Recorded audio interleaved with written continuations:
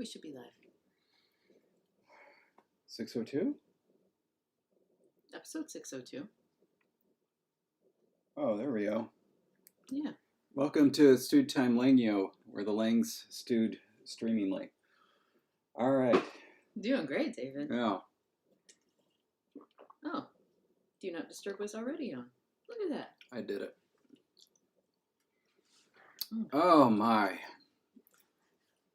Hello, everybody. It has been a week. Hey, Carl, yeah. Carl. So, first, I want to say a big thank you to Carl, who got me this shirt for my birthday. You'll notice Jessica Fletcher on there, the main character of Murder, She Wrote. And then there's below that, I killed them all, which is a nod to the kind of jocular fan theory that Jessica Fletcher is actually the one who murdered everybody in the Murder, She Wrote episodes. Which I should say I don't subscribe to. I mean, she is just a pure dollop of goodness. One of those wonders that we're blessed with. Anyway. Oh.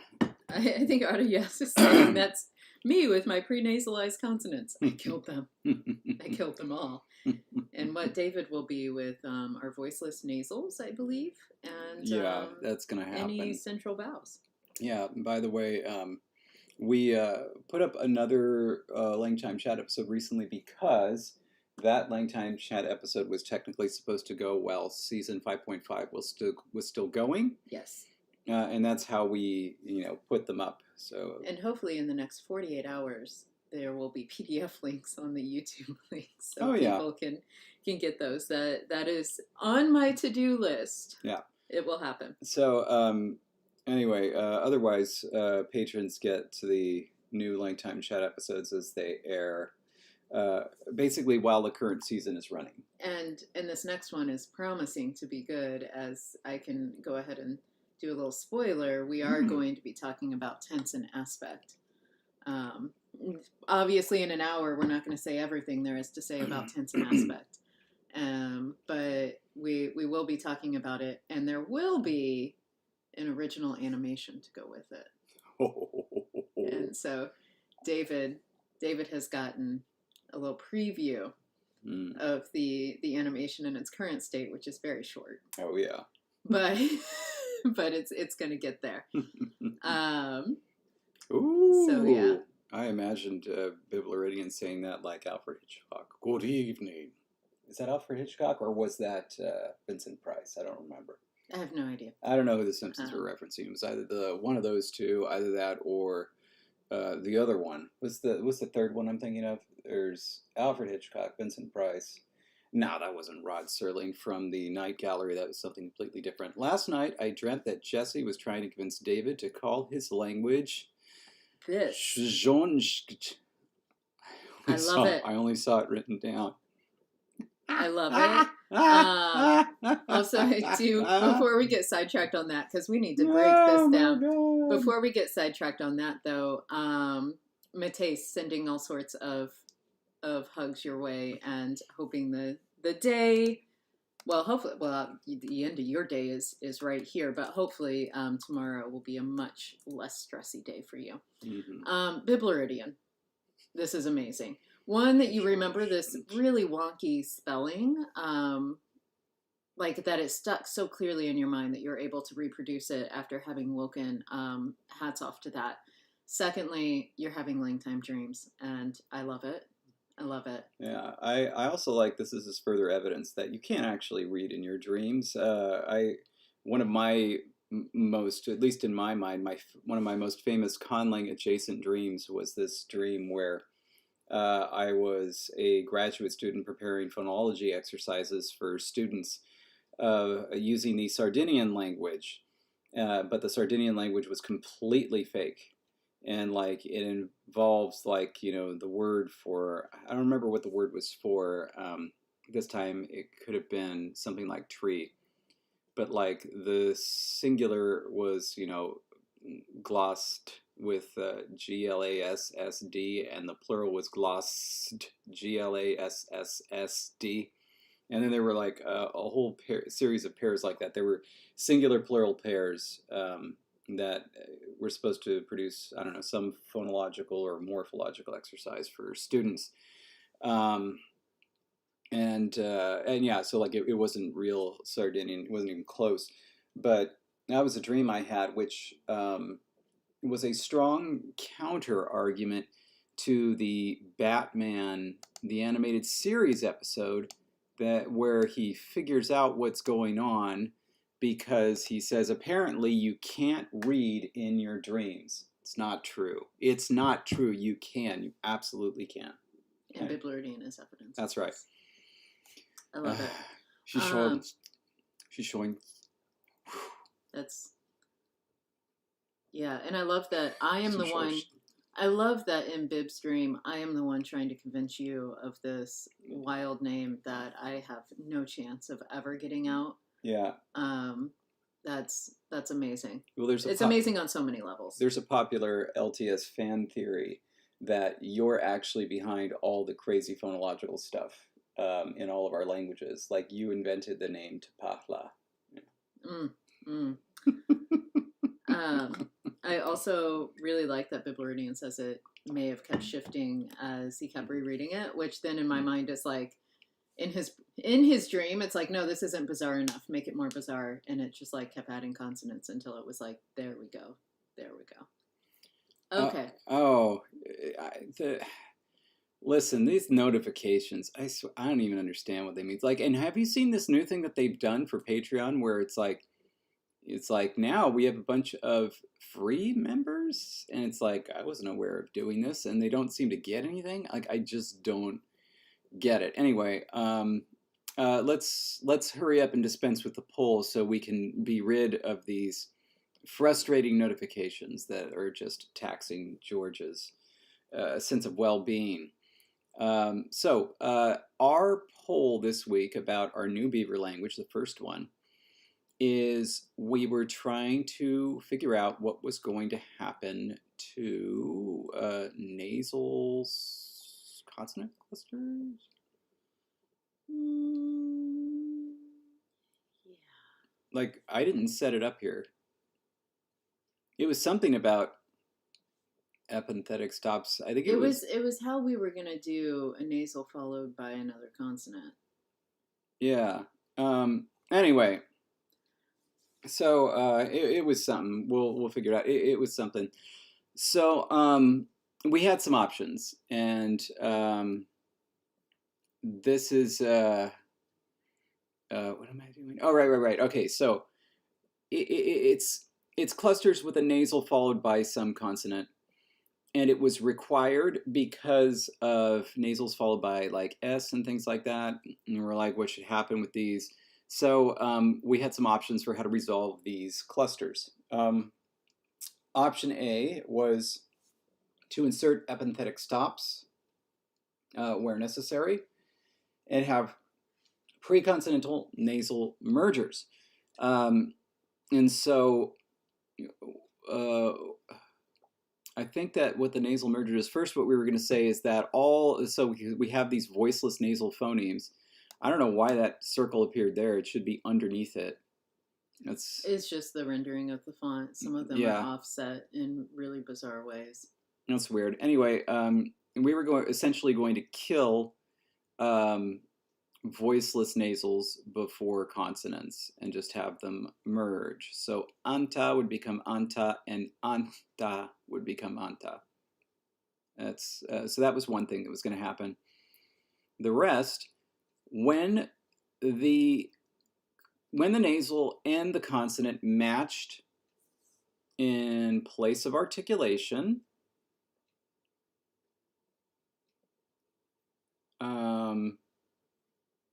wish I knew where you were going, because then I would help. But when they matched, nothing was inserted. When they don't match by place of articulation, another stop was inserted at the place of the nasal articulation. Yeah, but we didn't do ANSA. So I can't tell like if that would have an epenthetic T or not. But we'll ignore that.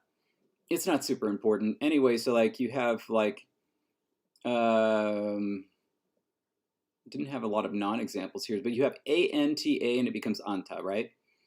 But you have ANPA and it becomes antpa, antpa, because basically the N and the P don't match in place. And so the T is actually inserted to kind of preserve the place of articulation of the nasal so that it's not interpreted as ampa. It is actually interpreted as the alveolar nasal, so the epithetic T kind of preserves it. And so anpa becomes antpa, antpa. And so that's how that works. I feel like if this one wins, having a stop inserted before the S would make sense, even when it matches, solely because the reason there wouldn't be a T inserted is because there's already a T there. But otherwise, we're inserting a stop before a different consonant at the place of articulation. So ansa becoming antsa makes sense. What we're saying, though, is there's not a geminate consonant, cluster here. Anta does not become anta. Yeah. By the way, I really hope, Miles, that Jesse is the Alison Hammond of LTS, then I am the Noel. And I'm assuming that Bibleridian is the Paul Hollywood. And I guess Jesse's also Prue at the same time. Anyway. I'm not a contestant. Not anymore. You made it. You were upgraded from contestant to host, just like the host of the kids' version of Great British Baking Show. What's his name? What's his name? Oh my God. Yeah, I know. And he's a great host. He is. Anyway. He's really good. By the way, if you've never seen the kids' Great British Baking Show, you should really watch it. Those two hosts are so kind and so patient with kids that make the kind of errors that are honestly horrifying, where it's like, they pick up stuff and it's like, well, this is completely raw, or it's like, oh, you added salt instead of sugar. Liam, thank you. Thank you, Miles.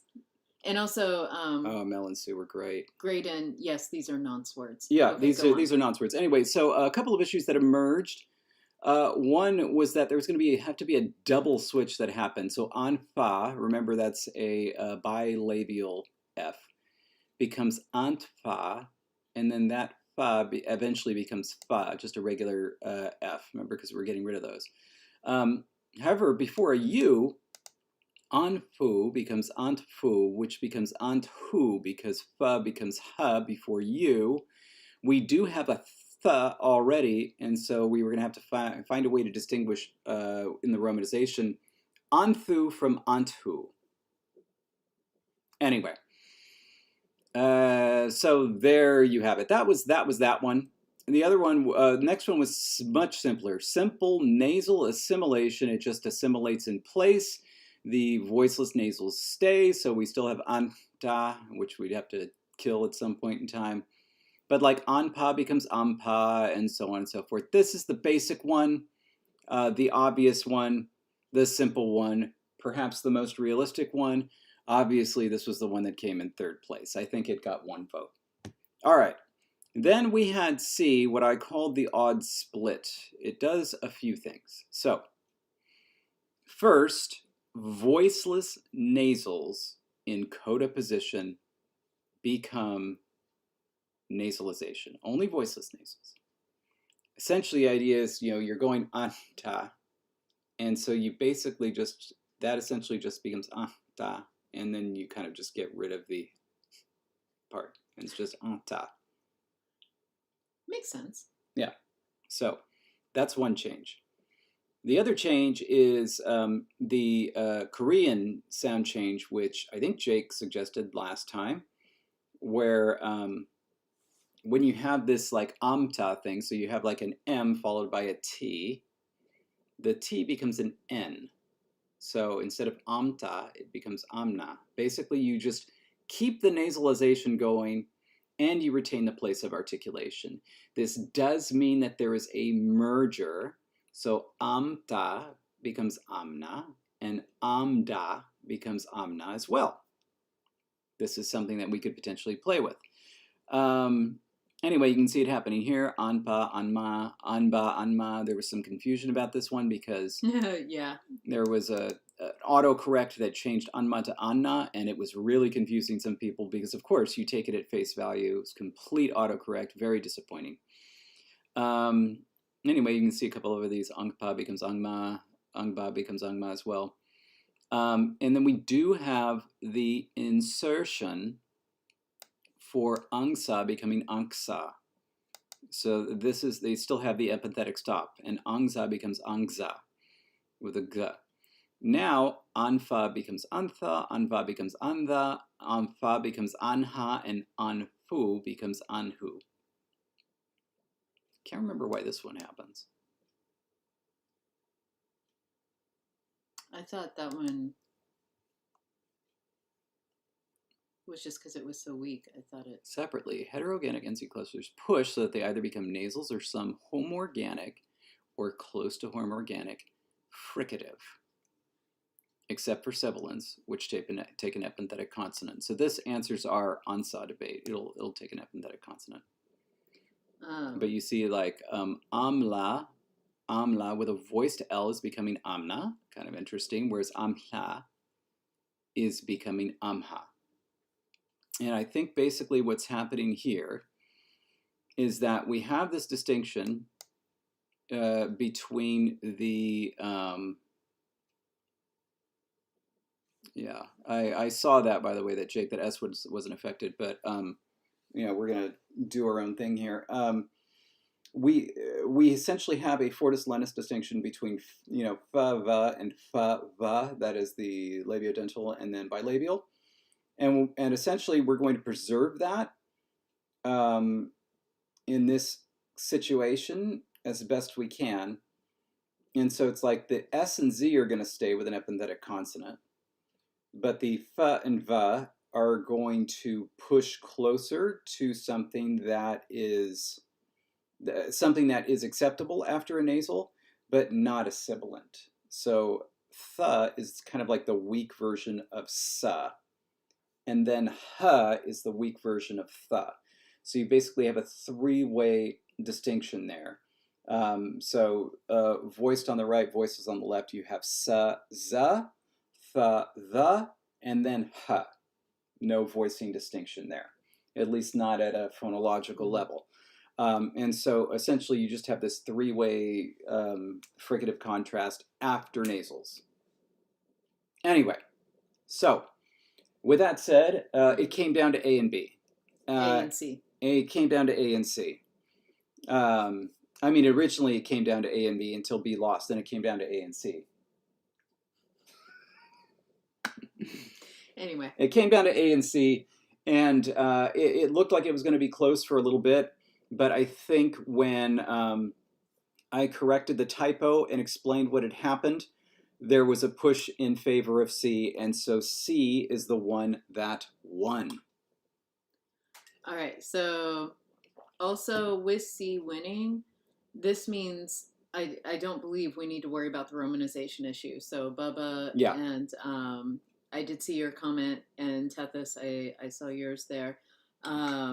We're just not going to have to worry about it. So no decisions need to be made about the whole TH thing, and we can move on and just have TH be a th. That's good. Nice, Mateus. For Graydon Horms,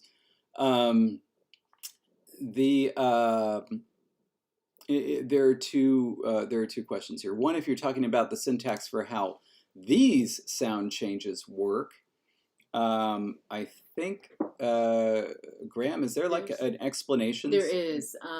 So I think you have to go up to links to see the examples. So the docs, yeah.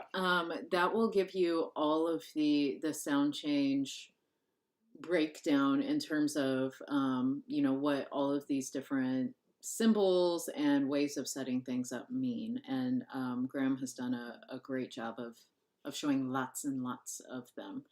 So that's like the real syntax for sound changes here. For the other one, in other words, just the general notation that both phonologists and then historical linguists will use for sound changes, that is something that's just kind of passed down and assumed to, and it's just like assumed that you learn it. I've often heard it as explained in this way, as A goes to B in the context of CD notation. I don't know if it has a name. So there, and then Graydon. Oh, so Graydon is specifically asking about in the PDFs. Yeah. And so a lot of that is what you see in Lexergy as well, which is there are some slight differences with, like where dollar signs or hashtags are used. So there are some slight differences with those. Sometimes this happens. Yeah.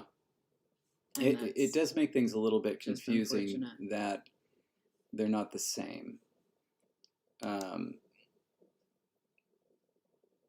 This is just, I was really hoping this would be the answer to everything. It's just not. Can you go up there, click on it again, and then copy the link? And then I'm going to paste it in mine and see if I can force it to open. Copied. Okay, just a second.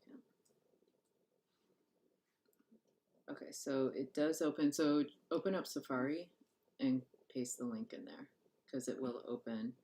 Well, I guess if you want to show this, it's a one-page thing. Oh, it's really not helpful. Never mind. No.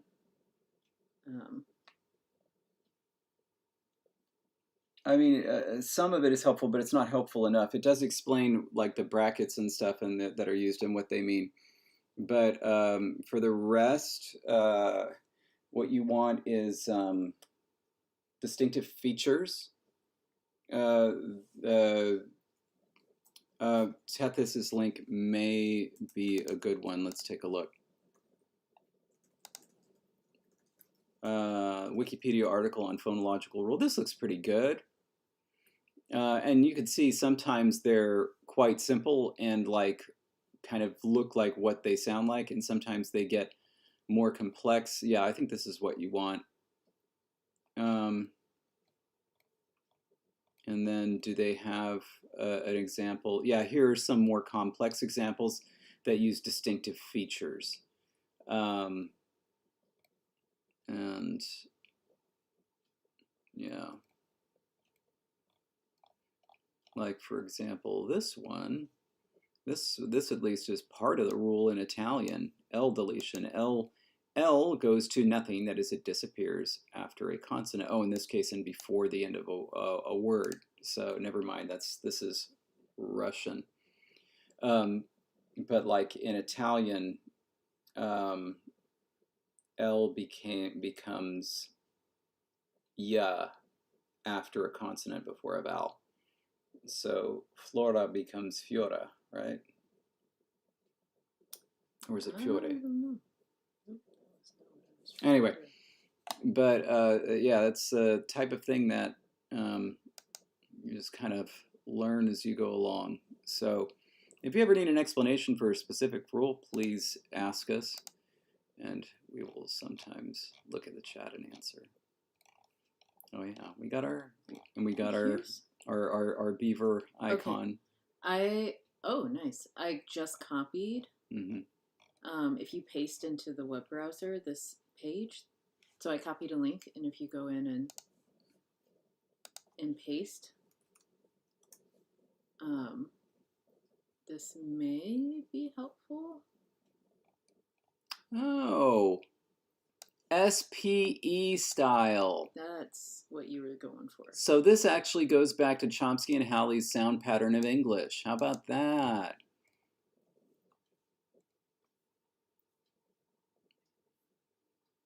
And so anyway, that's what I was trying to do, was find another source that may be helpful.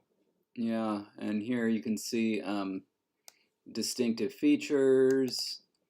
And it's like this just framework is something that that we've adopted in linguistics, and we use it's kind of like absent of a specific theory, we just kind of use the basic version of this. And then there's funkier ways to do it. I'm going to post this link in the chat.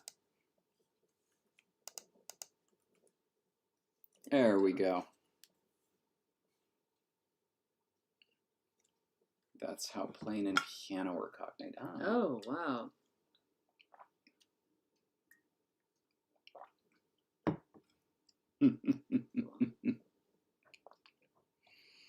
All right. Okay, yeah, and this is a nice, very nice explanation. Okay, and by the way, that's just an explanation. It's not necessarily an endorsement. It's not saying that that's the best way or it's an absolute accurate representation of what it should be. That's just what, we do for simplicity's sake. And it's also what you'll see most consistently in publications. And so being familiar, even if you don't use it yourself, just being familiar with the notation system can help when you're reading and trying to understand what other people have said. Ooh, Kara's flask and fiasco are related too. Oh. That's exciting. Because if it's a fiasco, you're going to need a flask. I mean, isn't that the truth? All right, so the very first question is, we have a couple of sound changes that are involved here. We need to add them and figure out their consequences. One of those that is implicit, that we did not state, is the ordering of the nasal, the loss of the nasal and the nasal assimilation. So, for example, what becomes of this form? Well, that's delightful. Arias read Graydon Holmes as garden gnomes upon the first viewing of the name, and I love it. Okay, so the question is, what happens with this form? So again, this form is going to become anta, and done and done. This form is going to become anma. So what happens with this one? It could either become onpa or it could become onma. In other words, does the nasal assimilation happen first, or does the nasalization of the previous vowel happen first?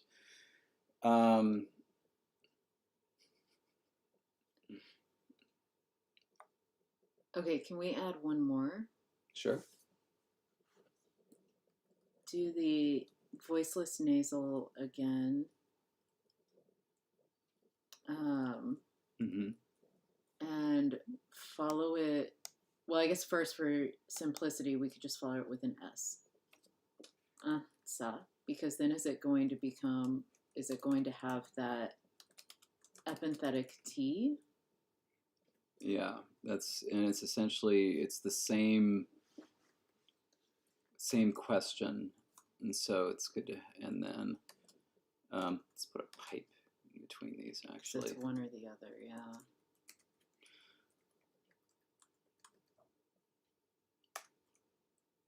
All right. By the way, I was actually, it's really funny to me, the straight up and down line, what David has called the pipe. I had used that several times, like in typing things out for students, and they were always amazed by it. Like, how did you find that? Where did you get that? And it's like, it's right on the keyboard, but like it's on a key you don't pay attention to. Yeah, it's ASCII. And if you don't really pay attention to it, then you don't hit it, and you definitely never hit it with shift. And so, yeah, just the number of times those students are like, I don't understand how you get that straight up and down line. And like, they'd be searching for it in their, like, the whole emoji viewer or symbol picker outer. But anyway. I was about to say that what Bubba suggested can't happen, but no, it could, because there are 3 sound changes here, aren't there? Yeah. Well, that's why you could also add in another one where it's followed by a fricative at a different place of articulation. Sure, let's do that. Because then there would be three options. Okay.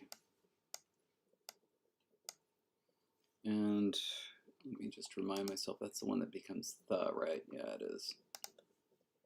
So that becomes the weak one. What am I on? There we go. And now this one could become that, could become that.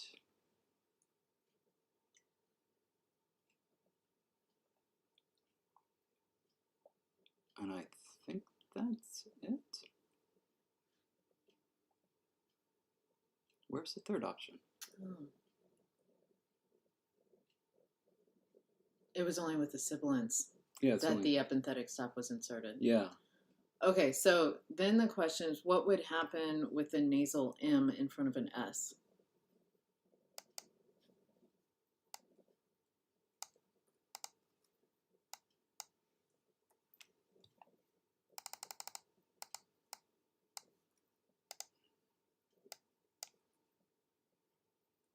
So this should be becoming umpsa. So this is a possibility. And then PSA. And then that's a possibility. But at no point you would ever. Okay. So it's always two options, but it is. Yeah. We've got three rules here: the loss of the voiceless nasal and nasalizing the vowel, the shift of the fricative in terms of production, and then the epenthetic stop. I know I did this way, but I think it's actually going to make sense to do this as a table. This might take a little extra time, but so we have, let's see, I'm just gonna do this, and then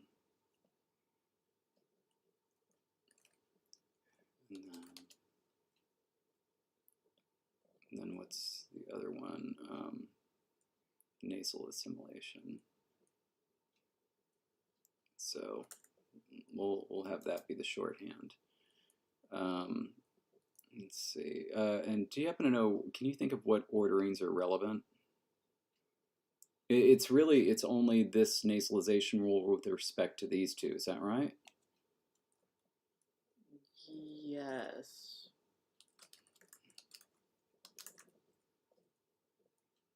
And then the question, it could occur in between.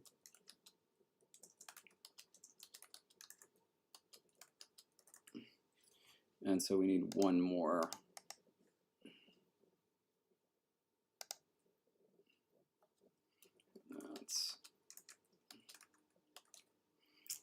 Okay, so let's start to enter some forms.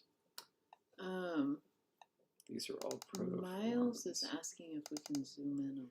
Well, what we're going to do, we're going to delete all these and then move it up, okay? So just let me prepare the table. And I think that this one is the same across the board, is that right? Because nothing happens. It's only relevant when something else happens. Well, actually, so this one can't happen. Because it's a right. So these two can't happen. Otherwise, this form wouldn't result, and we know we want that form to result. Otherwise, it would be unna. Yeah. So then we're going to delete those columns. They're not relevant. So really, it's only these two that are relevant. Because the nasalized vowel has to happen before the nasal assimilation to the following consonant. Otherwise, we would never get that as a form. Yeah, and we know that we want that. Okay, so then for this one, this is if the nasalization happens first. Oh. No. At that point, amma is no longer an option. Yeah. Because nasalization happens first every time. So now we're down to, okay. Is it onsa or onsa? So, okay, let's, I guess here, let's just, this is right, yeah? Yeah. Okay.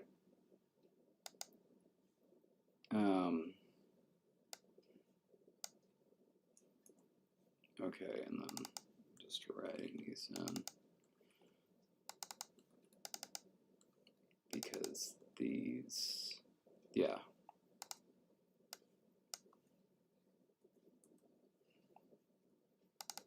And, okay, and then are they the same?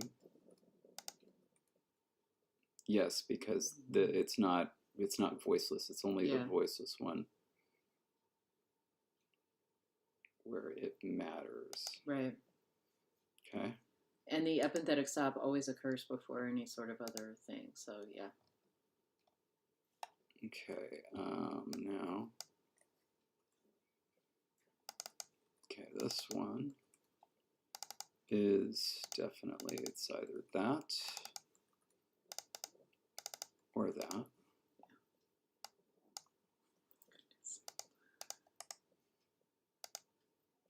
And then this is the same. Across the board. Do you know when you do the next row, Mm-hmm. and you put in the second form, just hit tab after that, and it'll insert another row below it. No, I didn't know that. And then hit tab. Crazy. Okay.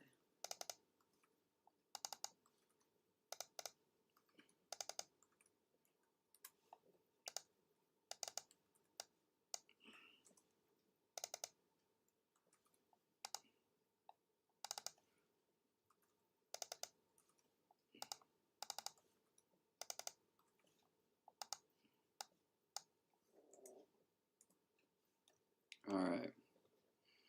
Now that we've done this, is it visible enough?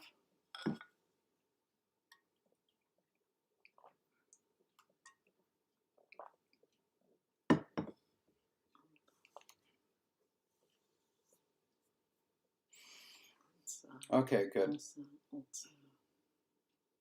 So really, we've got this only matters when there's a voiceless nasal followed by a sibilant. No, any fricative. No, sorry. Fortis fricative, so that's a sibilant or a dental fricative. Okay, okay.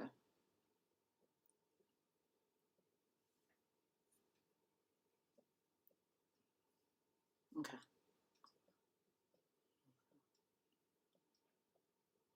How are you feeling?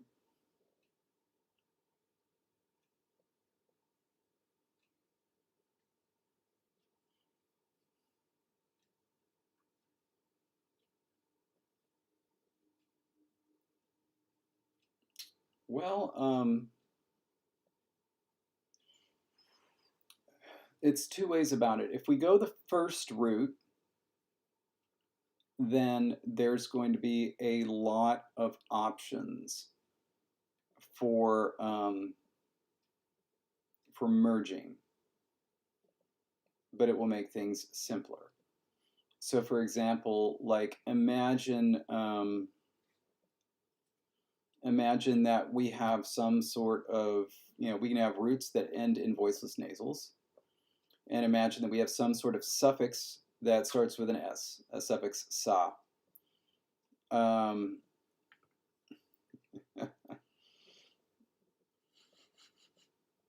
Thank you, Logan. Yeah, Bub, it is. Carl got me this shirt for my birthday, which is coming up. Not by next stream. The one, yeah. It'll be right after. Anyway, so yeah, like if I can go to another space, I do want to delete this all, but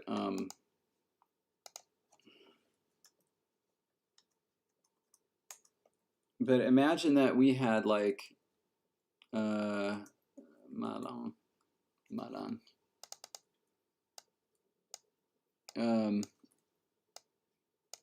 You could essentially have this, you know, could mean melon, and this could mean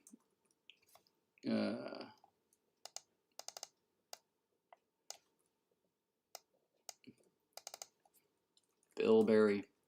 Yes. All right. So malan and malam. And then both of these in the modern language will come out as malin. And so those malin, those will be homophones, right? Different meanings. Now, imagine we have, let's just say we have plurals, and the plurals are associated with this suffix sa, at least for these two nouns. With version A, that will be malansa and malansa. With version B,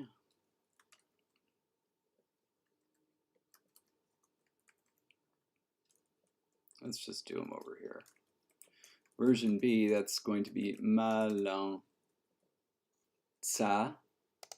and malan psa.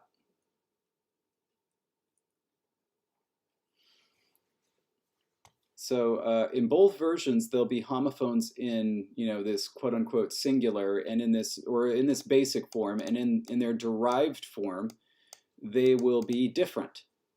And so that can be cool. It can also be a little difficult. In other words, for A, you just, it's just like whatever, it's a nasal vowel, you just add the suffix. For B, it'll be like, well, actually, there are these invisible classes. And there'll be 3 of them, in fact, whether it takes an epenthetic T, an epenthetic P, or an epenthetic K. That would be for a voiceless velar nasal, which we do have as a phoneme. And so, you know, it's just more to keep track of. It's also more distinct. So, so it's kind of like, do you want to preserve the distinctions of the proto-language, or do you want to merge them? Frankly, I could go either way. What about you? I think I am happy putting this up to a vote. Let's do it. Okay. While we wait, let's take a look at our corporate sponsor, quothalinguist.com, where you can see the Conlang year happening every single day. I liked Graham's on this. Goal, decide if you want a voicing distinction. It's pretty good. Anyway. I'm trying to figure out how to type up option A and B. I didn't see Graham's today. I didn't go in, so. It was essentially. I have not seen it yet. You know, goal, colon, decide if you want a voicing distinction, colon, I do. I love it. Yes. I need to post, but just FYI, my language, I've decided I will not have a voicing distinction in the proto stages. So I'm going to have voiceless stops and fricatives, but no voiced stops and fricatives at the proto stage. And I'm really going to be, I've got my series picked out, so like I'm ready there. Most of it's going to be up front. So like, I do have things. I am doing it still. I just keep forgetting to actually post, and so I'll get on that very soon. Week 2 coming to a close. It sure is. Okay. I still need to figure out. Should I just put the Melançon forms, or like should I just say A and B and then you have the screen up? How about just do A and B and I'll put the screen up. Okay, So tell me when it's ready to go. It's ready. It's live. All right, here we go. We're deciding between A and B. I'm going to put this up here. So remember, in A, this theoretical version, it's going to merge. And so Malansa and Malansa will both be the same, even though they have different protoforms. In B, it will be Malantsa and Malampsa. Essentially, it will preserve the distinction in the protoforms, but that distinction will be reified in a different way. And then up here, this is the A column and the B column. And essentially what we're doing is we are deciding on the order of our sound changes. That's all.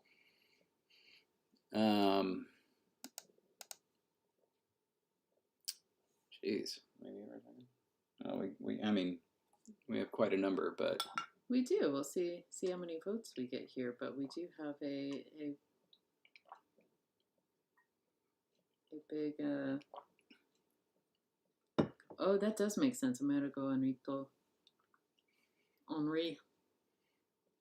Sounds like everybody in the comments is pro-America and anti-France with their voting. Going with B because it's less Frenchy. I suppose it is. I suppose it is. Random side note as we wait to end this poll. So we were watching an episode of Cheers last night, and one of the characters, if you happen to know the characters, Woody, gets a gift for his girlfriend. And because he thinks laughter is the best gift you can get anyone, he bought her the big book of Dutch humor. And it was just a moment where I immediately was like, "Where's Matisse?" But it just made me laugh so hard. Oh man, the anti-French sentiment has brought the vote closer. I should say it, of course. French was like the first language I fell in love with. Yeah, it was the first one I tried to teach myself, and what kind of like unwittingly began my career as a conlanger. Although I gotta say, nice. The old one, right, Miles? Because the new one doesn't count.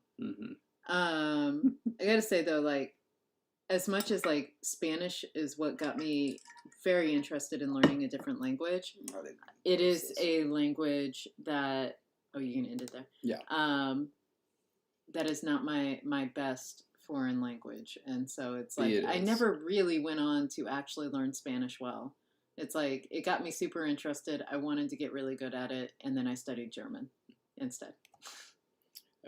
Aria is saying Matisse's name is unfortunately cognate with the Arabic word for distinct, and I just don't think that's possible because anything with Dutch's vowels can't be a cognate for anything in any other language. At least if you're using it in the sense of sounds like. No word of Dutch sounds like any other word of any other language. Okay, and Miles is watching the old one. I just had to double check because I am not even going to try the new one, and so I just wanted to make sure you were, doing Fraser Roji, of which I am a fan, not necessarily a fan of the lead actor himself, just of Fraser. All right, let's go ahead and write these up. And by the way, B1, so that means the first column is gone, right? Oh yeah, that does mean we're expanding with nasal vowels there. And it's green, right? Do we do the second or the third? Let's do the third, it'll be more visible.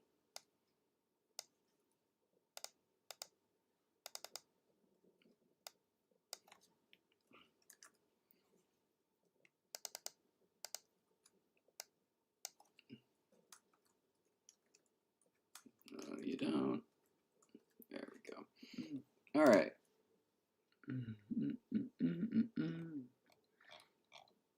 So, first rule that we're going to write up is the epenthetic stop rule.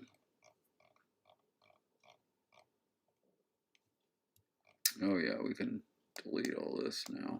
realize we had a place where we were doing. We were exploring. Yeah.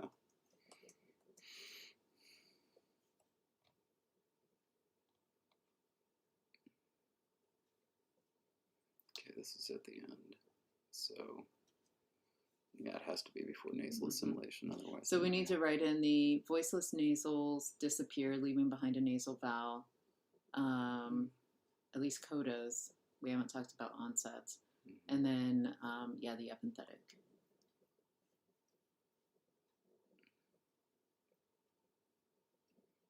Oh, it's got to be before that.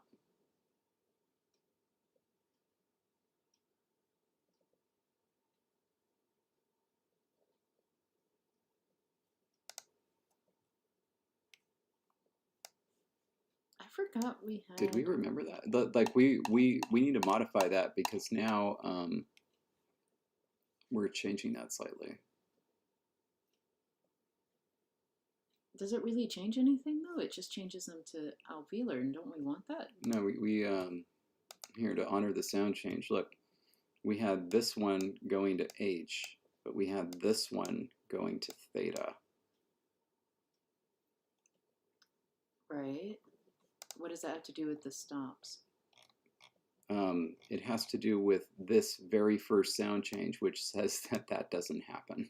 Oh.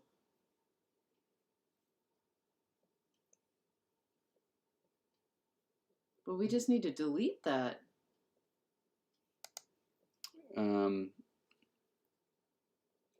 Why? Why did it do that? Why did we add that? What were we thinking, David? All right, well, let's just delete that. Right? Like, I honestly don't know why. Oh, is a jacuzzi a little Jake? You can see the new pages update. It doesn't go across now like it used to. What? Do you remember like that? So if you go back up,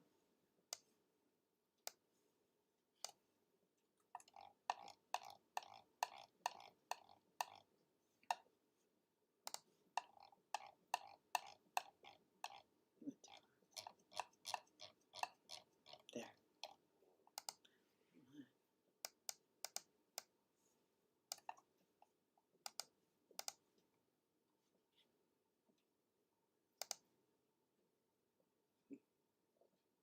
Anyway.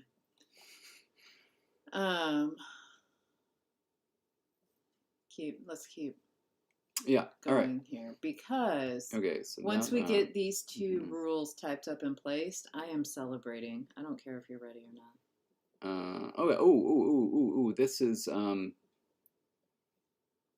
This is actually a good question. Do we want this? Do we want it to happen before or after this?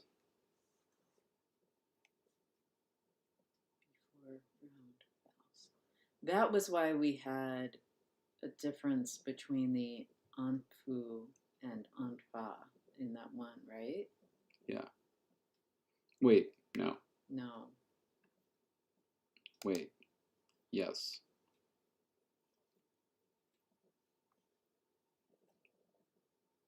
Yes.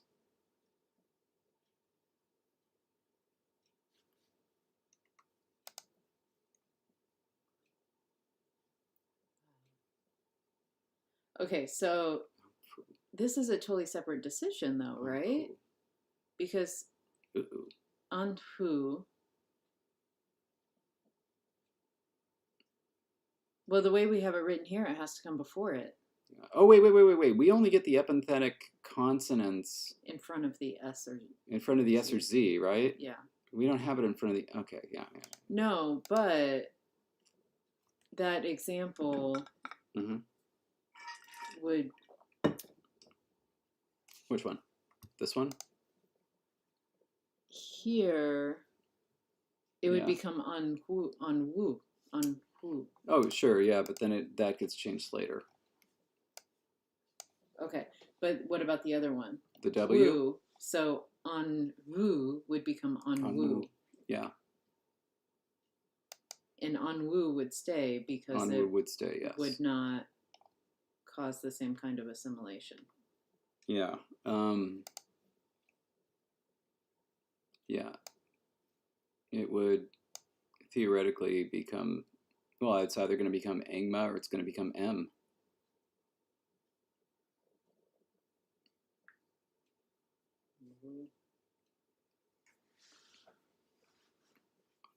Maybe. We'll have to deal with that later. Like,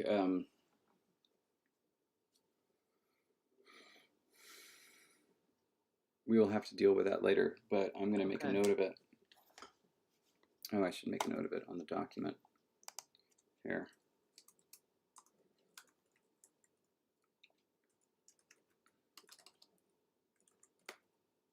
I feel like we need to pick a place where we feel that the rule fits, and then just run several of these forms through it in the order it is and see if that's actually what we want. Because the other thing, age, so that's, okay. Sorry. The other thing is that if the v remains, and so like un va, it's going to become a v later on.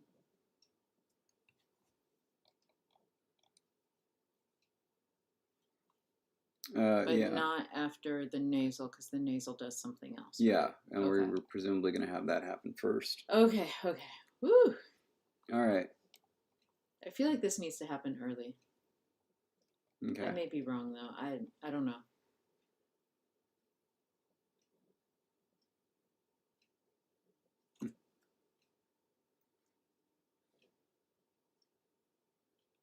Actually, we have something interesting that we can do. If we do this, if we do it before this sound change, we could potentially have this.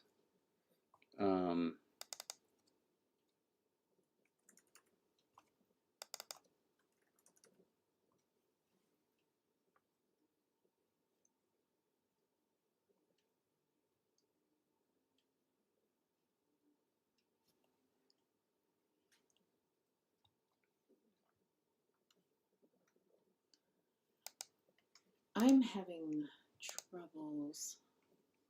Yeah. Remembering, like, can we just write up the rule as it's going to appear, and then, because my question is, like, the example that we had on Patreon did not, for length reasons, have every single possibility. And so I'm struggling to map out what ends up changing to what, and we really focused on the voiceless fricatives in the Patreon post instead of the voice. So all the changes mentioned in the Patreon post would apply to both voiced and voiceless. Is that correct? Yeah, we actually have a fourth sound change here we didn't write and didn't talk about, which was non-sibilant fricatives doing something. It's kind of should probably happen at the same time as that does, I think.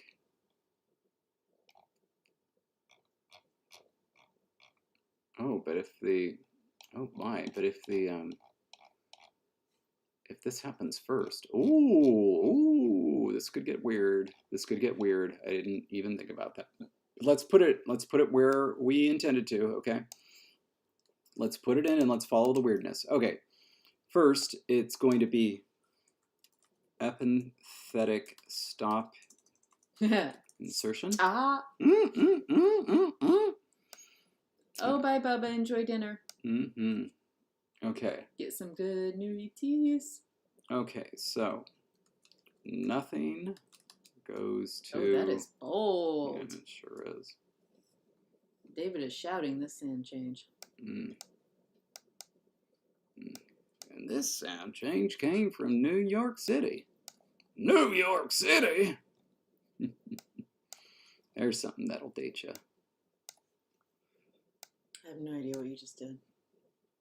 What, pace picante? Salsa? Mm. Yeah. Okay, now I know what you did. Mm-hmm. C minus continuant. You need that little proto-asterisk. And then alpha voice, beta place. How do I produce those alphas and betas? Is the command K shift Q for alpha? Shift Q. And then beta, that's just the command KB, right?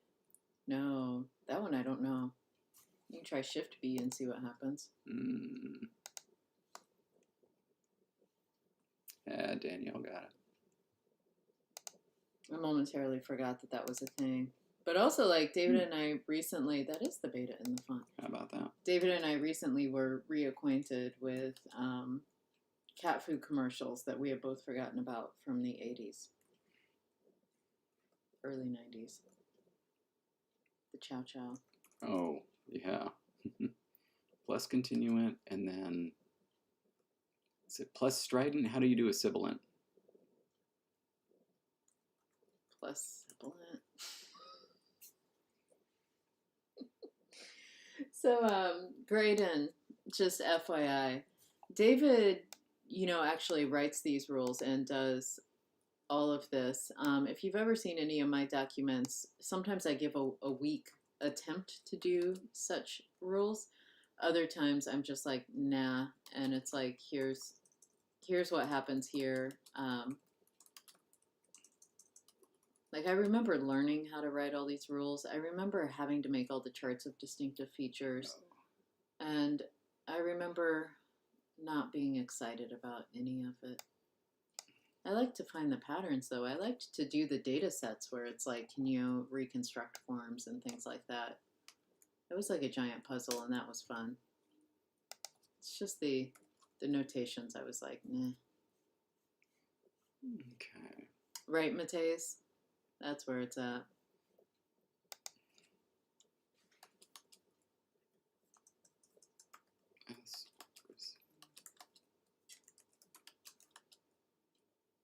It matches the nasal in terms of place, and the fricative in terms of voicing is inserted. What I do? I added an asterisk. The very beginning. There shouldn't be an asterisk there. Why? It's proto. It's proto nothing? Yeah. In the protoform, there's nothing. It's very cute. We'll have to, so people know. That was Jesse's proto asterisk. This is proto nothing. There you go. Oh, man. I think I might have to get you some more water because I would share mine, but I feel like I'm actually drinking most of my water, and if I share it, that means I'm going to run out too. Most? I think I drank most of mine. Yeah, I got like one drink left. That's right. Tethys raises a good point. Where do you put this proto nothing in the chart to show that it's dying? Is it pharyngeal? Is it pharyngeal nothing? Proto nothing belongs in its own row and column. The nothing. And it's nothing and everything all at once. It's like the rainbow where you hit white and it's really like all the colors all at once.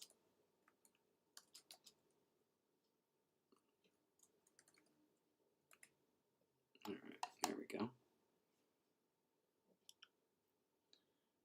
Demon, there are analyses for, right? minus. Mostly where I see analyses where nothing is actually used meaningfully is usually when they're trying to do a morpheme analysis and explain why, for instance, in English, deer can be both singular and plural. They'll say it has a plural morpheme that's null, and it's plural, but it's null.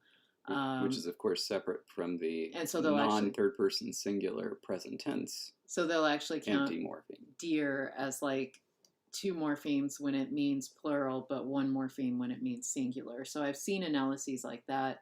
Not saying I agree with them, but I've seen them. I don't know if I've seen them where it's a phoneme. A real dictionary of English just has 70 pages of nothing in its definitions. Okay. So you can take away the asterisk. I was just saying in the proto-form, there's nothing there. Oh no, it's proto-nothing now. It's proto-nothing forever. I wonder what this would look like. That's right, Miles. We need to make that into... No. You know I love me some drop caps. That did not work. That was awful. Okay. So I am going to let David type up the next rule while I steal the water bottle next to you and fill it. All right. Because otherwise he's just going to keep attempting to drink out of it, and it's going to be empty.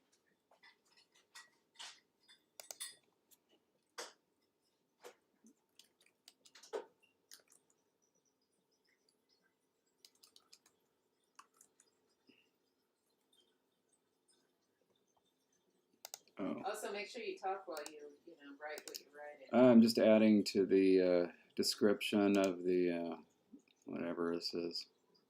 The proto-nothingness? I'm providing a further example that I think is necessary. I need the modifier ring above. There we go. I just want to make sure.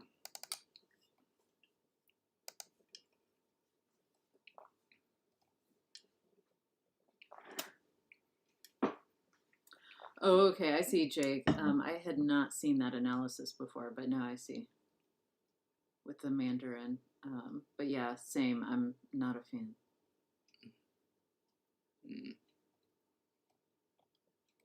Right, Tethys. I'm going to go ahead and put the nasalization rule right after this because it's not crucially ordered with respect to anything that comes after it except for the very last sound change.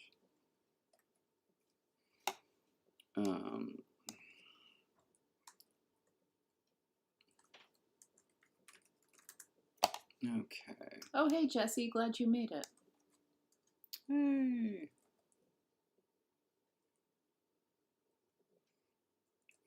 Minus. No.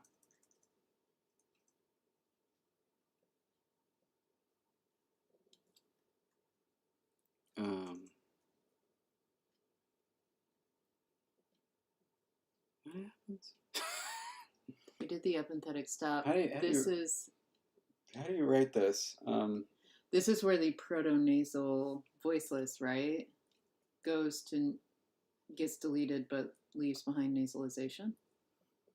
It's essentially just me and minus voice becomes plus nasal, and that's fine. I don't know how to write that in the. You wouldn't say like V plus nasal. Sorry, before that. Oh. Yeah, you're right. Guess we need to make clear that the N is disappearing.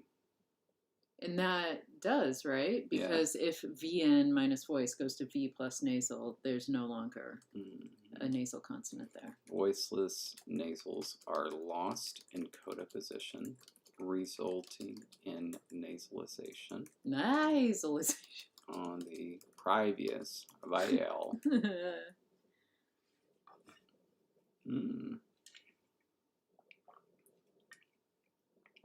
Finally, CJ. Now we can start. CJ. Now the last sound change is the aggressive one, the post-nasal assimilation rule. And Jesse, we are working on getting our sound changes expanded to include what the patrons voted on. and to figure out where the rules should go in context of the other ones, including some that we had forgotten we had written. I have to say, I think our first sound change should come later. The postnasal assimilation. Yeah, because then we can do it all at once. Like put it with the interdental consonant merger? No, Okay. because of this rule. We want that before that. So in other words, we want these to be becoming H after nasals before they become Hua before U. So this sound change must go here.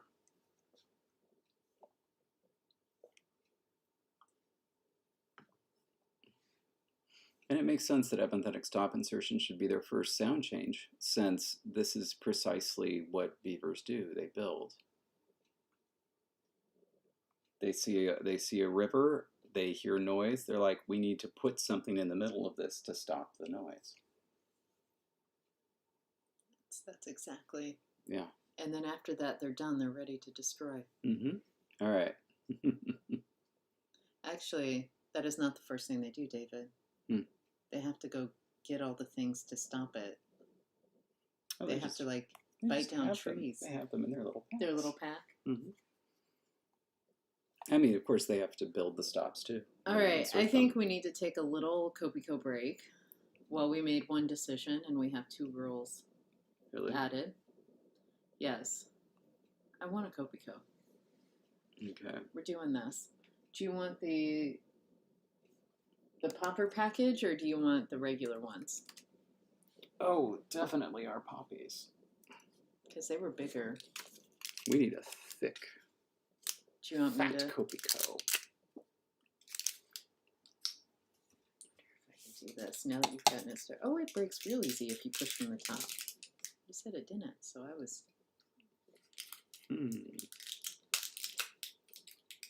Kopiko. Mm-hmm. Insert this little stop into your day. Cheers.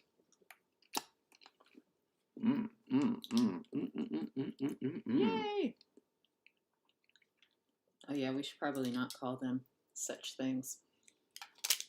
Oh well. Whatever. Everything is used for something. For something else, yeah. Werther's originals are pretty good. Werther Burrs. David really does love Werther's, yeah. Mm-hmm. Ooh, a coconut candy.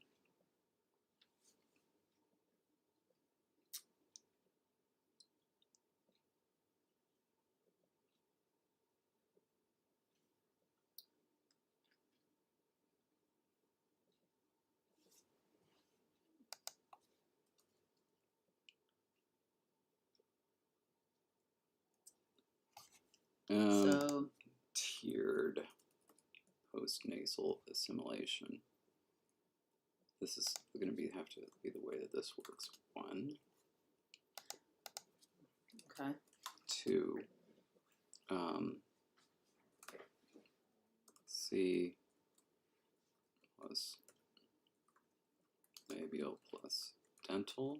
God, Danielle's having a butterscotch lifesaver? I don't think I've had one of those since I was a kid.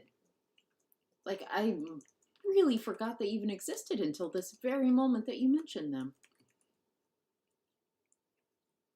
Mateus has some soft-baked chocolate chip cookies. Or no, chocolate cookies. I added the chip, but that sounds good. Butterscotch is one of my favorite flavors. I have to tell you, as soon as I burn through my unicorn head of Werther's originals, they're getting replaced by butterscotch. Because that's what I really want. Butterscotch. That unicorn is awfully big. Sure is. Are you doing lots of damage to the Werthers in there? Over the years. They're going to be in there forever. We're going to live in a new house and you'll finally be like, I get my butterscotch now.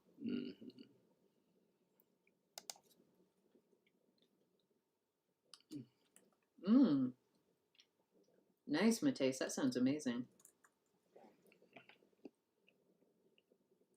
Oh, Danielle, that's awesome. What a good little Christmas gift.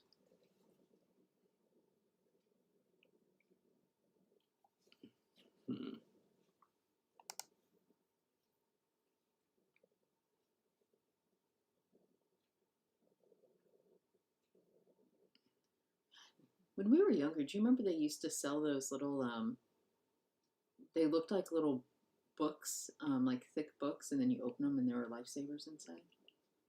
Mm-hmm. And I used to get one of those, like from my grandparents. That was like one of the gifts that you could count on, was a little book of lifesavers. I was always very excited by it. Oh my God, George has an electric shovel.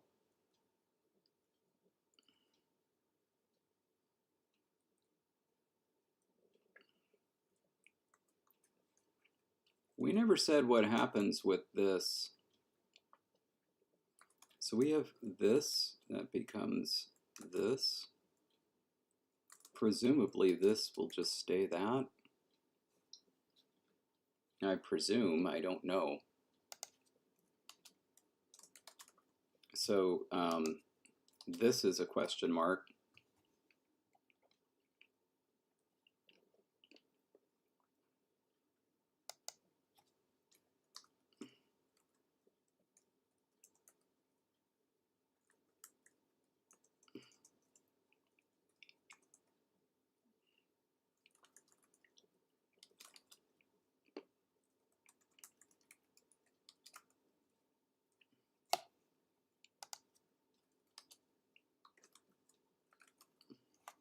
Okay, well now I need to look this up. George says an electric snow shovel throws the snow out in front, so it's a step between a regular shovel and a snowblower.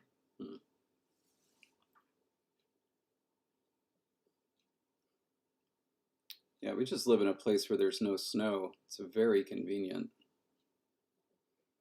Ooh, be careful out there, Mateus.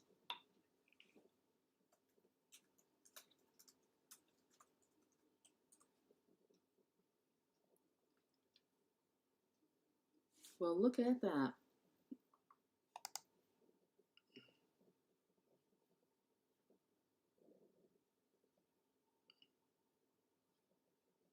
I had never seen one of those before.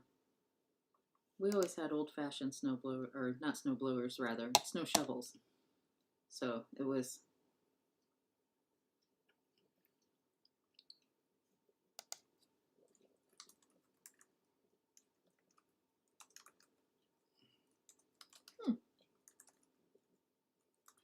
Mateus, I had to be chivalrous. Well, good for you. That just cracks me up.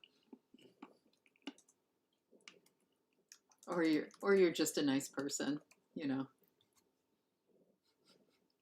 Okay, sorry. David, Really? I'm back. Somebody help me. Anybody. We did not talk about this in this sound change. And I have no idea what to do.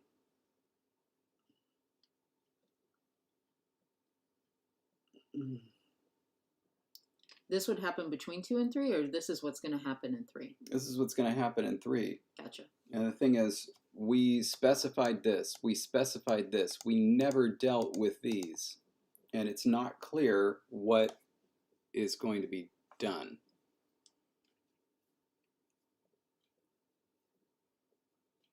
Can you go back to the patron post? Okay. Sure. Push so that they either become nasals or some fricative. Except for sibilants, which take an epenthetic consonant. Okay, and in the examples, we showed stops becoming nasals. Fine.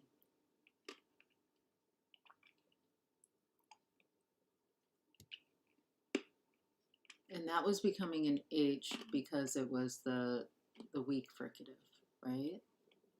Yeah. And this makes sense, but what if there's an engma there?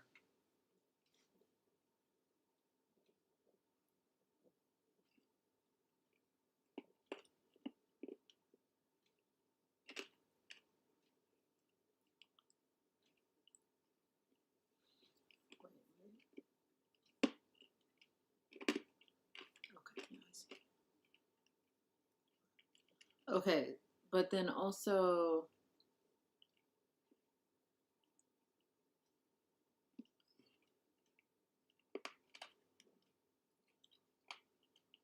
the voiceless L becomes an H after an M. Yeah.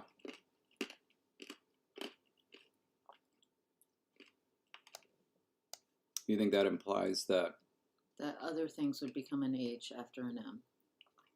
Because a voiceless L is all right? like a voiceless fricative, Yeah. right?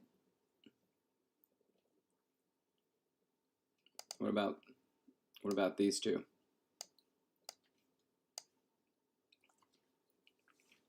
I feel like the bottom one would become an H, ha. Essentially, it's kind of like imitating what a voiceless nasal is like. So it's like retaining that voicelessness. We got to talk about what happens with voiced ones. I don't know. They'll eventually become F and V. If we put them before this and they don't change, then they're also going to become this and this.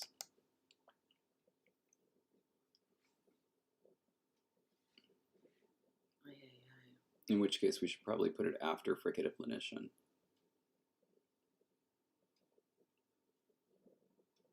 Oh, but then they'll become that anyway.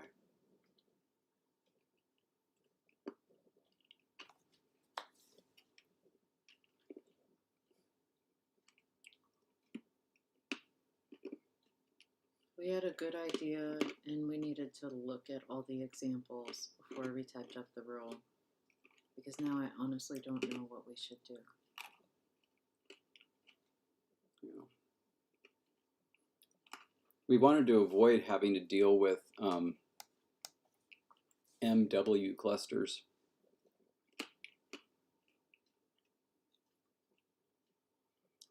But if umpha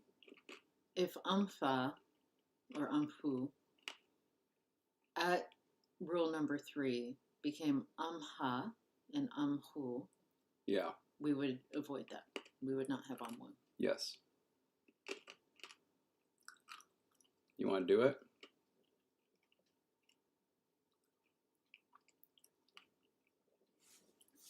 So essentially, after a nasal, the f and the v both would go to h. The f and the v would go to th and the. Yeah. But there is no voiced h, so the v just gets reduced all the way to a h. Will it also have to change the nasal, the place of the nasal?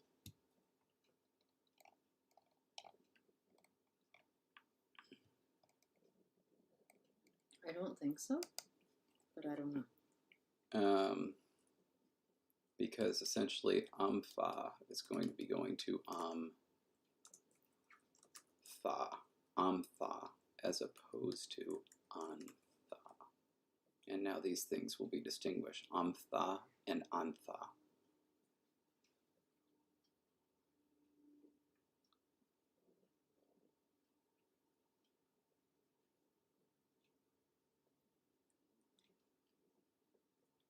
Well, in this rule, I would say it would go to umpha, and at that point, we can decide if we want nasal assimilation.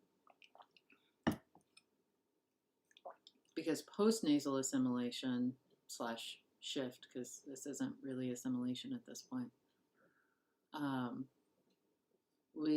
think we could set up a pattern where we would get umpha, which would be different than the antha. Then we can talk about later, do we want nasal assimilation so that antha actually goes to antha? Yeah. Okay. Okay. Okay.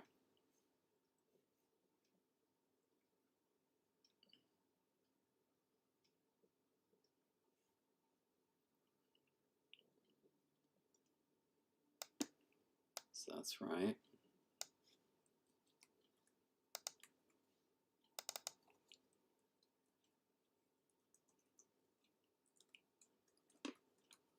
These have to be in order.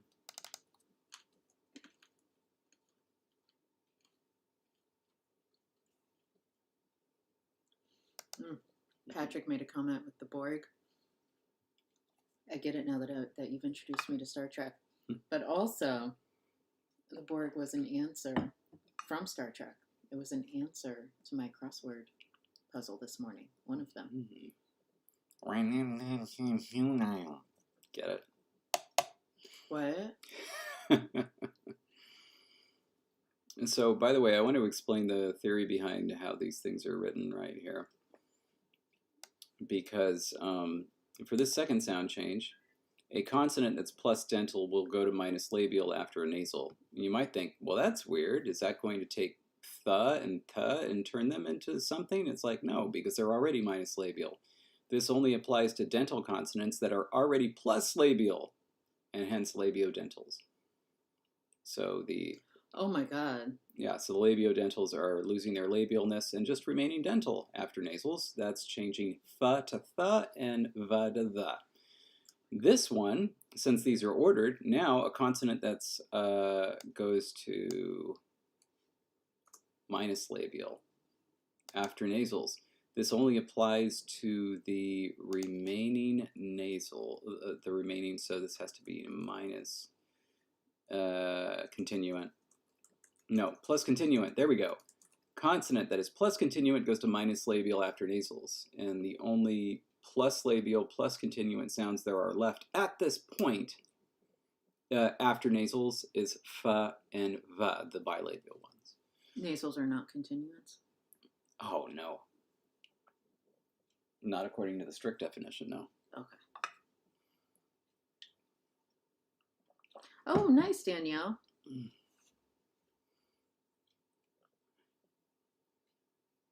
David took me through a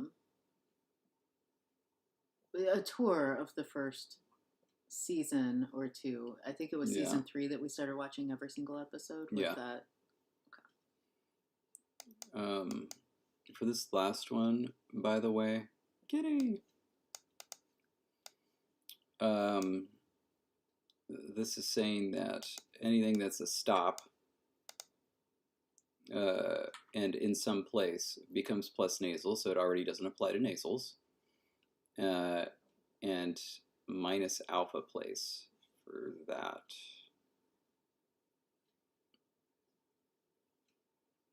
In other words, anytime the places match here, this rule doesn't happen.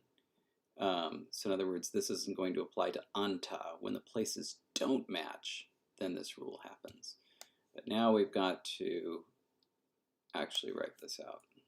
And I'm also going to indent this one more. There we go. This sound change. Well, we want to keep that though, right? Because doesn't it do that? And you already had, like at some point, doesn't it? Yep. Then after that, it does some stuff. First, F and V become and theta after all nasals, right? Yeah. Then, yes, is this right? Do we need to be more specific on A? If any consonant becomes alpha place after a nasal, wouldn't unfa become unsa? Oh. So that should just be the dental stops, really, is what we're trying to target, right? Because we don't want... That's weird. Why did I write that way? I must have thought it wouldn't ever apply to anything else, but that's not true. Because that first one really is just to get the dentals to become nasal, those dental stops, I think.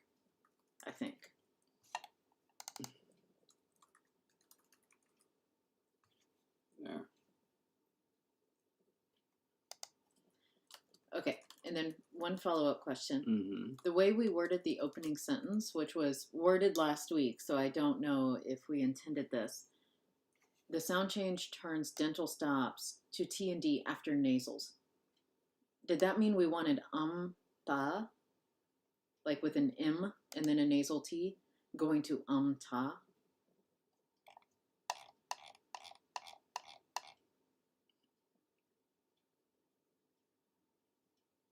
Like, were we taking away that dental stop after any nasal, which is how that's written, but the rule was written to match place? Yeah.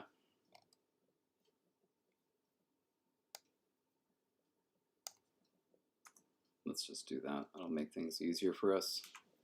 Okay. Boy, Graham is going to have a time with this.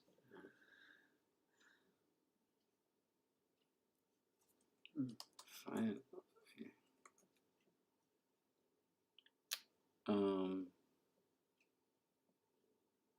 We've already done the epenthesis rule, right? Yeah, we've already done the epenthesis rule. Yes. So ansa is already ansa. Okay. Now we need to talk about this, the voiceless L, and then all the stops. The voiceless L was included with the hla example on Patreon. Yeah. And it became ha in H after the M. I hate to do this, but I think it's going to have to become... It's not going to be a pretty rule, but whatever. We're just gonna say that. Wait though. The way it was originally worded, we wanted to target plus labial. Now we're saying we wanted to target more. What other sounds could it target that we don't intend? F and V, or A, theta and theta.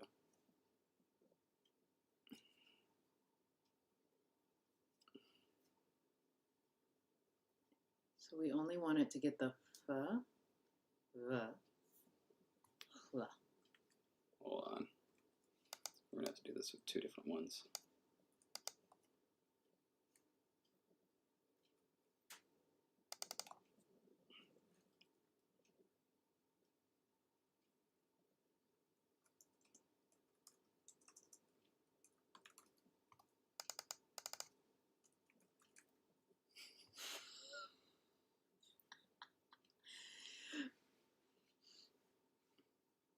Okay.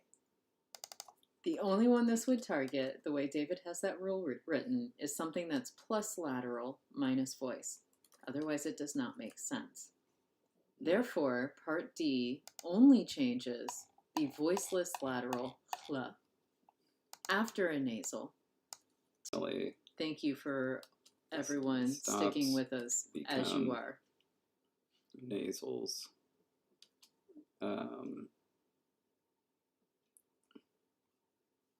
Do you see why they started talking about snow instead?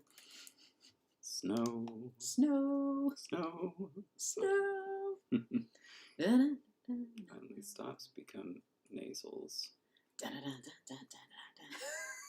after non-homorganic nasals.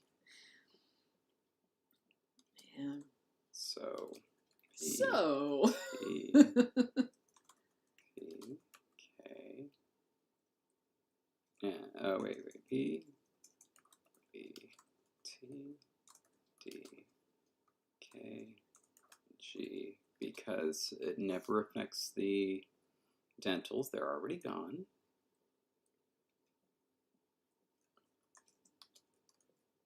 All become M, N, and Ngma, respectively, after nasals that don't match their individual places of articulation. Jesse, we were referencing the movie White Christmas. There's a song in there that we were just performing. 4 people originally performed it. We performed it here. So death is I really don't know if heterorganic Ouch. it's a word. I don't know if you have to say hetero-organic. I don't know why you can say home-organic, but heterorganic? It just sounds, it's probably real. It just sounds awful. Okay, we'll come back to... That doesn't feel weird to me, Ariaz. Heterorganic is 100% a word. Thank you, Jesse. Comment on our wonderful duet. And Danielle, that was good. Here we go. Heteror. No, it needs to be R-A-W-R. Very sorry. Okay. And you're right, Jonathan. Done. Sicilian, just a second. Sicilinguist. I just want to double check. Doesn't A make labiodentals become bilabials in a way? Good question. Because if it goes, technically a labiodental is a plus dental. So P and B. Dang. That would actually make things much easier, wouldn't it? We don't actually want to do that, though. But it also would affect the fricatives. That's what I'm saying. Any consonant that's PBFV. Okay, so Sicilinguist, you're on to something. Not PB. PB isn't. Not P and B. Sorry. It's just, no, you're absolutely right. FV would become. F and V. They would lose their dentality. Yeah. And so they'd move forward. Yeah. But is that what we would want? It would make things easier, but we wouldn't have as many distinctions. Did I actually get your username correct? I mean, this is it took me a while to see what words were embedded there. That's the easiest way to take care of it. Say it's minus continuant, but okay. But that was a really good question, and you're absolutely right. I would have simplified things a little bit. Oh, good. I got it. Well, you know what? The important thing is I was able to get it, and that's exciting. But yeah, it's always anytime you have something that's 4 or more syllables, sometimes your brain just has to stop and process each bit. Nice. Hey, anime fan. It's been a heck of a ride, and I think now we've hit a point where David needs a nap. And we survived through some difficult rules. I think if you want, also... If you want, we can actually make this the poll. Well, that's the other thing. I think we've hit a point where we need to talk about what we're doing for our poll, if for no other reason than to have something brewing. And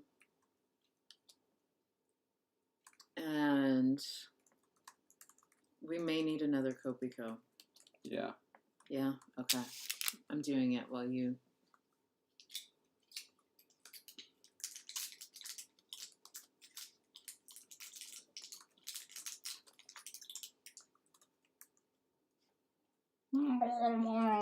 There's no cheersing with this one. This is just like, this is the coping co. And by the way, these all are mismatched in place, so.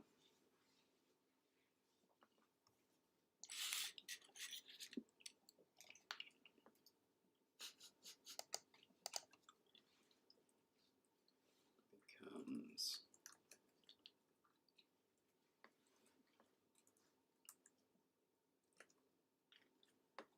I thought I had a tiny bit of a slogan there. It was just half of it. Because sometimes you just need a coping co. All right, then let's see what happens next. There you go. They just become H, right? I will double check that. Just 1 second.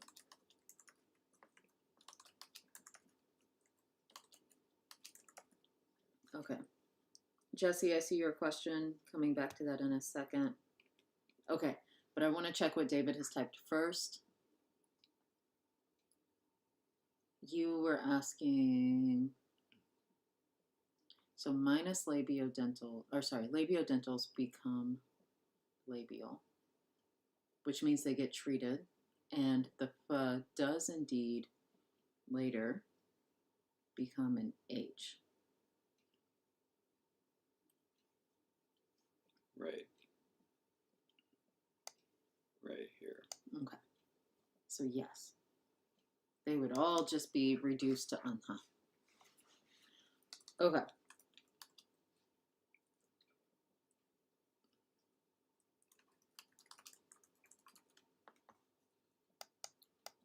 And Jesse, my current level of just knowing what NetLang vowel inventories I do, the short answer is yes. There are languages with contrastive phonemic vowel length, but only for certain vowel qualities.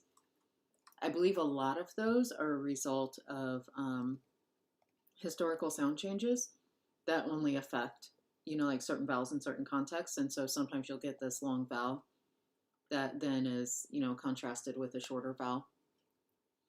But like only at the e, u, ah positions or things like that.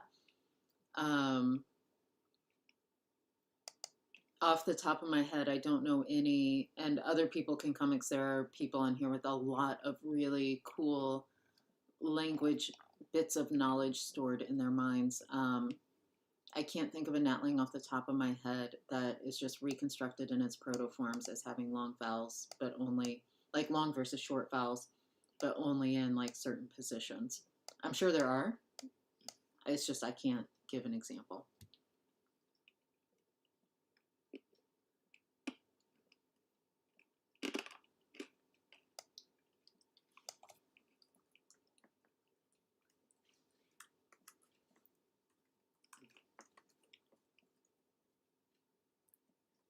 Nice, Karis. So yeah, Finnish has examples before the mid vowels broke.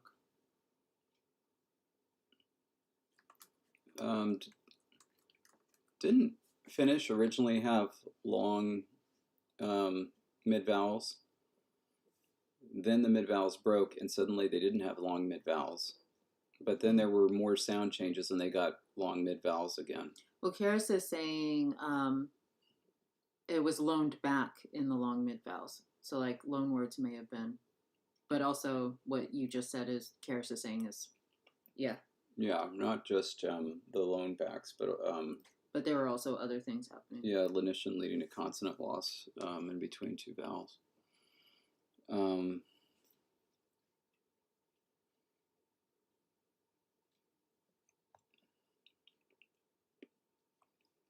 We haven't done this sound change yet, but do we want to just do it? Oh, yeah, sure. Do you just want to put that up as rule 4 for cleaning up, or should that go a little bit lower? I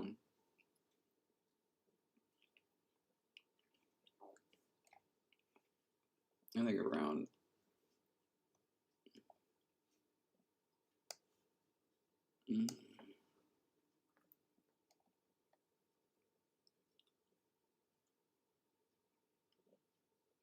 The f and the v would already be changed after a nasal, so it makes no difference to that sound change whether it comes before or after, right? Yeah, the only reason to wonder about it is that we will have things like omna, which presumably we want to keep. And we have things like unha, which we want to keep. It would really only be tha and tha. Tha we need to discuss, and tha. Oh, David, I'm now in favor of not changing it and just having tha and tha. Keeping the M's. If we don't keep the N's, we need to also talk about the velar nasal. And then we need to distinguish this sequence. Is it just the dentals that are triggering it?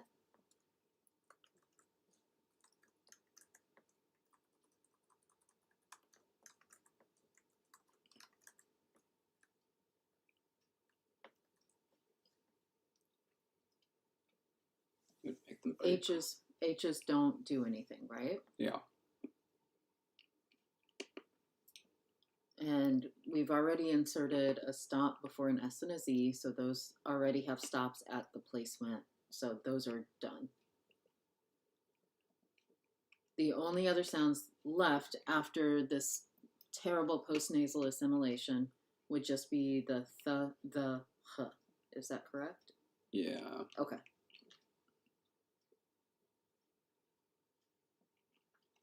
In terms of fricatives, anyway. Yeah.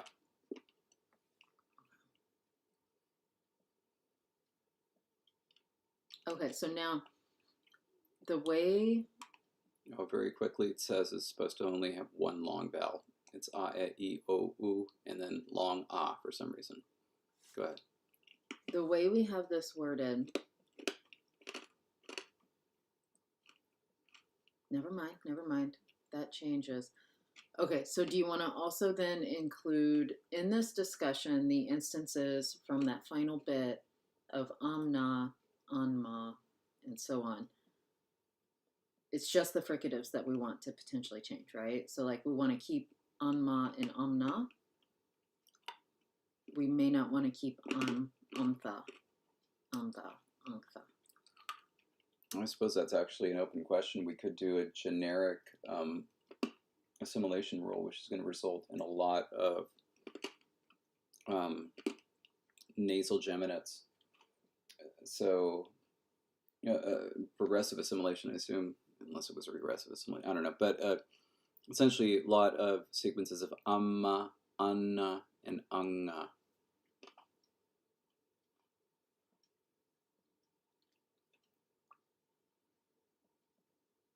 This is getting big. If you like the potential of that, we could make that part of the vote as well.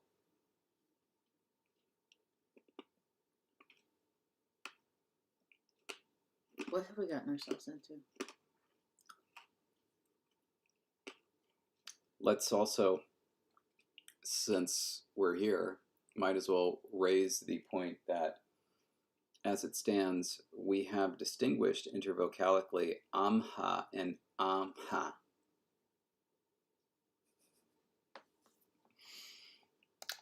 What? Yeah, right now we can have that, and we can also have...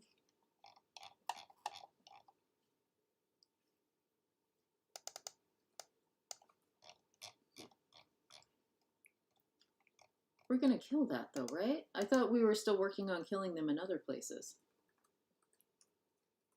Yeah. So amha and amha.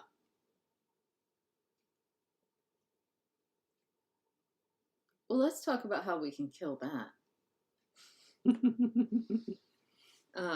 We can do that later, but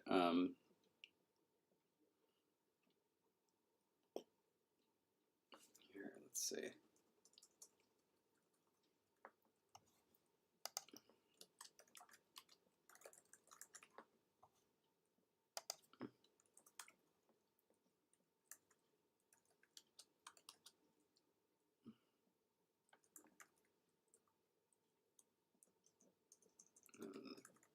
And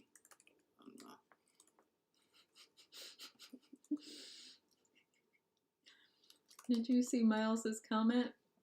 Hmm. These beavers be damned. I love it. Oh, and Miles is suggesting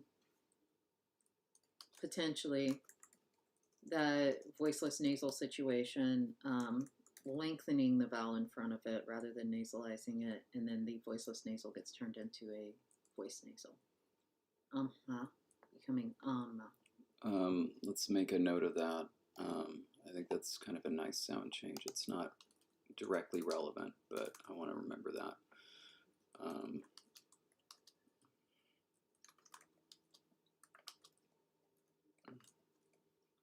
Should you do VN minus voice? No. No. And then that's... And then the N voices. And then two.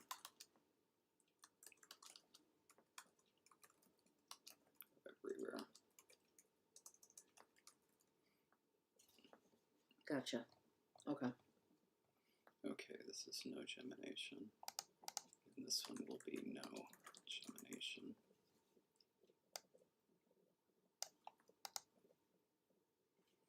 And now,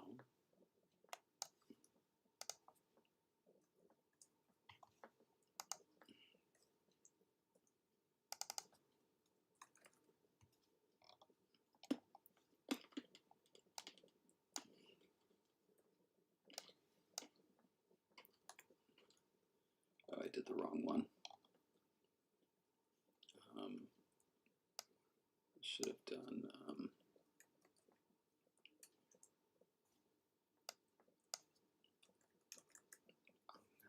Oh. That is so interesting that my brain immediately was like, whoa, even though we have words like in English, like ingma, where you get ngma, oh, no problem. This is backwards. And so it's like nga. And it's like a very interesting feeling. Yeah.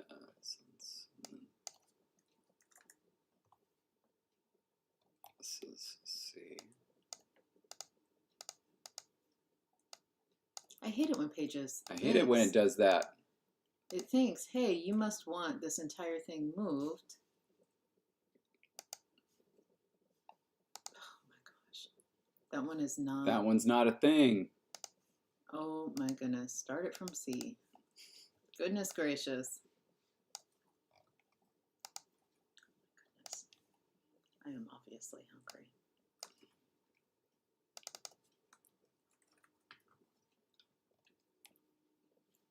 Oh, and in case anyone missed it, oh, I don't know if it was actually said in the stream, so it may not have mattered, or in the airing. There's the Christmas quiz that Artifaxian hosted, and David and I participated, and Bibluridian was there among other people, and Lycan, that was another one. Anyway, we did the Christmas quiz that Artifaxian does every year. And at the end of it, so we're all like winding down and saying our goodbyes. And there was kind of a moment where like it was silent and like my stomach just absolutely growled. Like I swear for 2 minutes straight. Okay, maybe it wasn't 2 minutes. It felt like 2 minutes straight. And it was so loud that I even apologized. I was like, I'm so sorry. Like, this is probably going to show up in the sound. And like, you're going to have to do something about it or decide if you just want my stomach growling. And everyone in the moment was like, oh no, it'll be fine. I didn't really hear anything. It's fine. It's fine. But later Artifaxian was like, yeah, I had to cut the soundtrack because your stomach was so loud.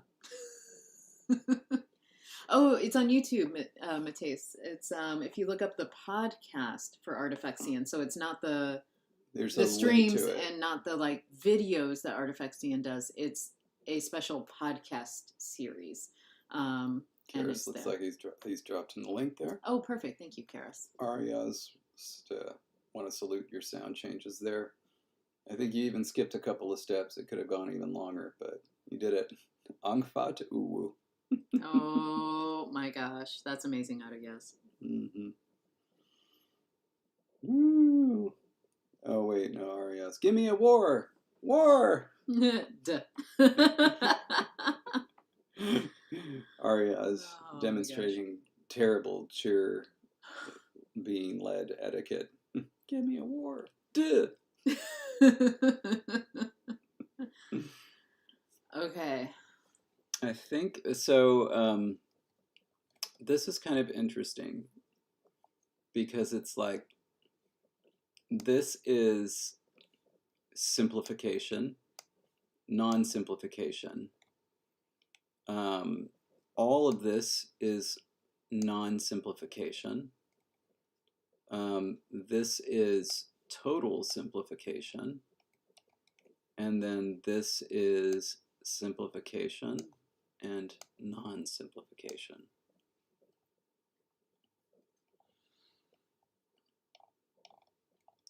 And I feel like, I mean, this is definitely a good poll, and yes, this is what patrons are going to be voting on.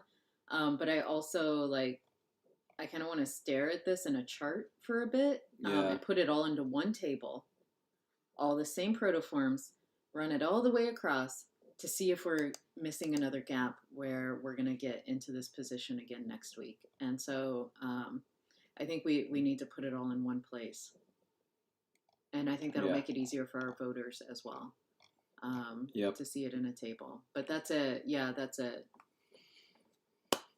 Oh my gosh. Oh my gosh. Buckle up, beaver cups.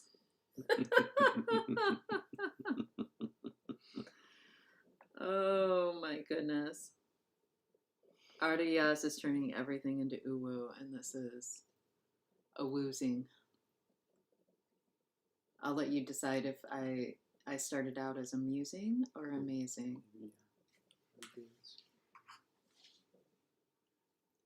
Yeah, that works. This is, I'm a woozing, yes.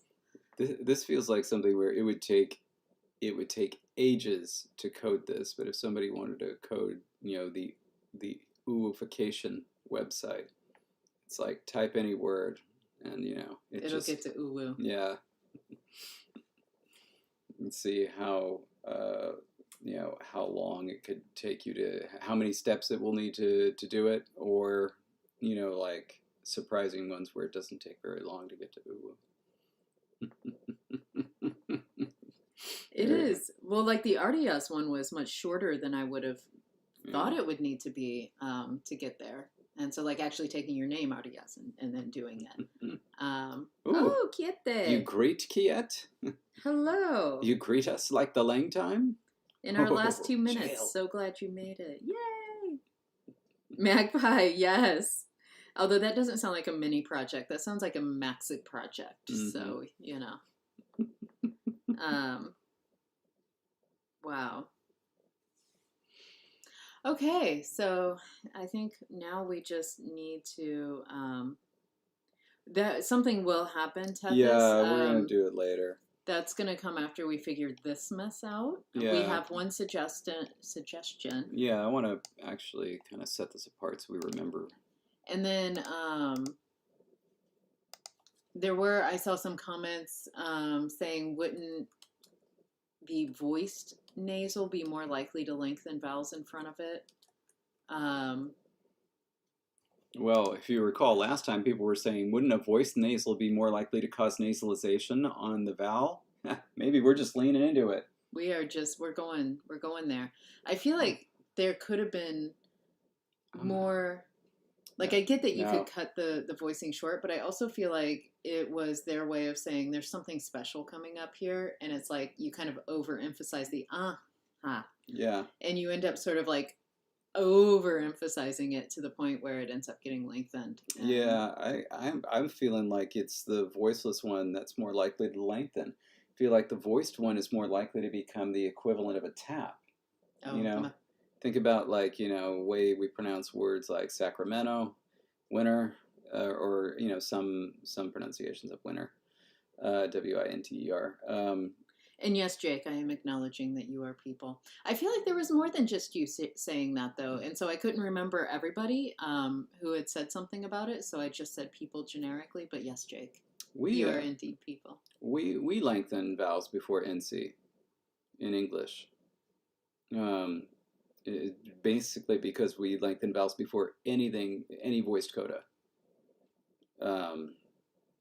So, right versus ride, and like stop versus stomp.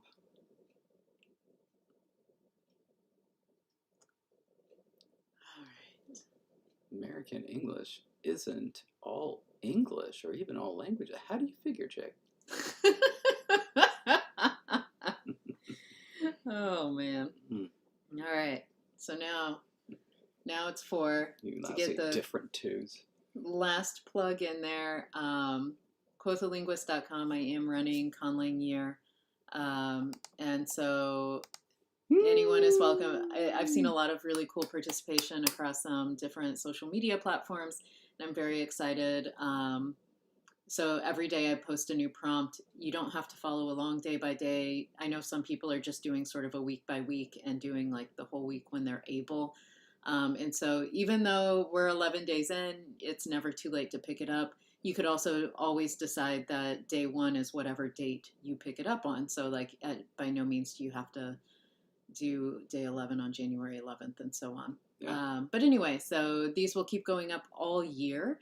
And one of the reasons I specifically wanted this year to be the Conlang year, because I've had this project in the works for a while now, was that it's leap year. So there will be a prompt for February 29th, just in case you ever do this on a leap year. I got you covered.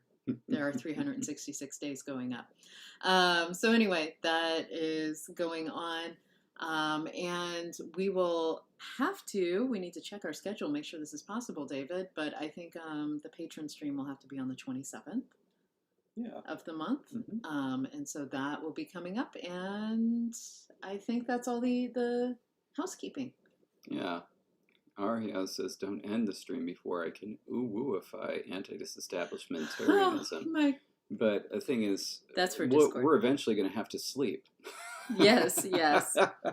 That's a lot. All right. So thank you all for being here. We look forward to seeing you next Thursday. And until then, stay grammar and jewelry hells. Bye, everybody. And all that good stuff. Bye.